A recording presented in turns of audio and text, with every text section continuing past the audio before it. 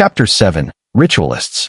Bipo's move to stardom schools was preceded by a turbulent chapter in his career at Beesway Group of School, located on the outskirts of Lagos. The conflict began with a seemingly minor issue, the school's name.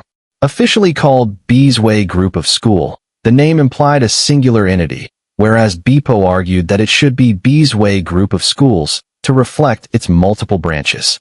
Despite his repeated corrections, the director, Mr. E.G. Miko, dismissed the concern, insisting the name was divinely inspired and impervious to change. The tension escalated when several parents independently raised the same issue during a PTA meeting. The director accused Bipo of informing the parents, a claim he denied. The disagreement over the school's name marked a strain in their professional relationship, but the incident that ultimately compelled Bipo to leave was far more disturbing. One night, while in his room at the Beesway staff quarters, Bipo noticed suspicious activity in the distance.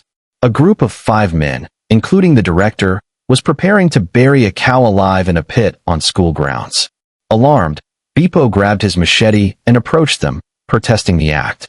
The director warned him to leave, but when he refused, one of the men struck him on the head from behind, causing him to fall.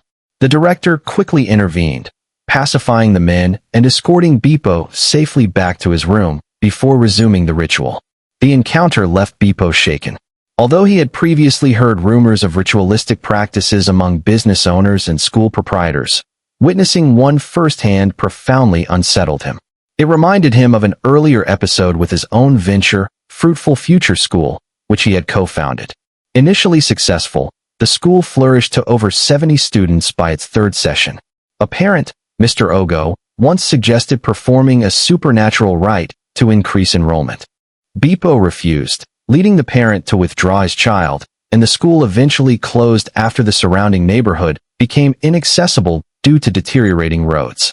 Years later, Bipo learned that Mr. Ogo had committed murder, killing a civil servant who had sought his spiritual services to resolve infertility after paying in 9 million over a year.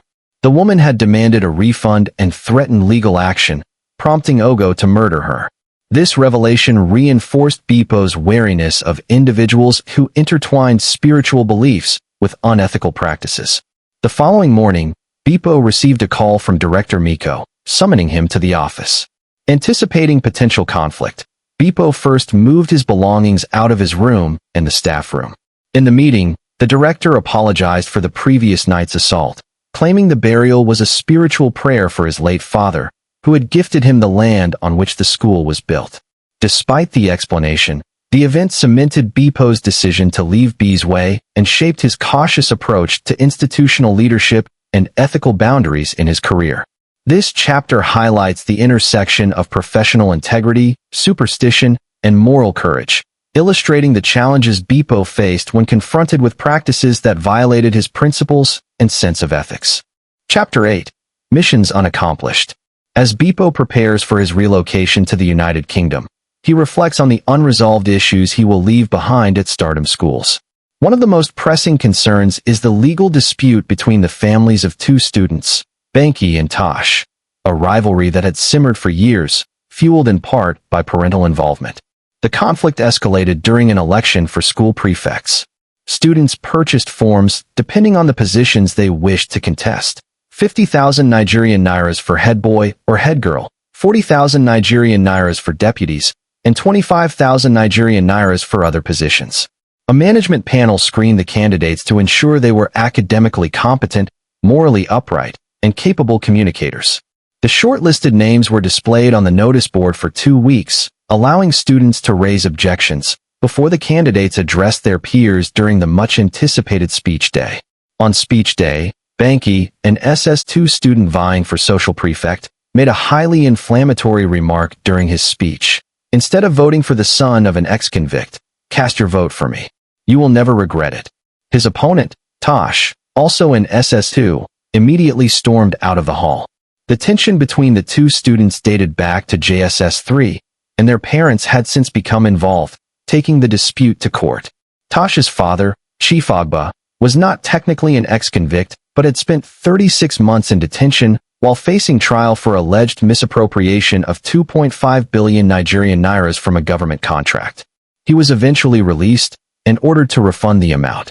Chief Agba insisted that Banky and his parents issue letters of apology to him and Tosh, and publish them in the school magazine, but Banky's parents refused. Bipo, who had tried to mediate between the families, hoped to resolve the matter out of court before his departure. Alongside this, he lamented that he would miss the launch of the Invention Club's Breath Project, a student-led initiative that built phones from recycled panels and chips. The project had attracted interest from the media, NGOs, and government agencies. Bipo feared that, in his absence, the initiative could stall, but he vowed to make every effort to return from the UK for the launch.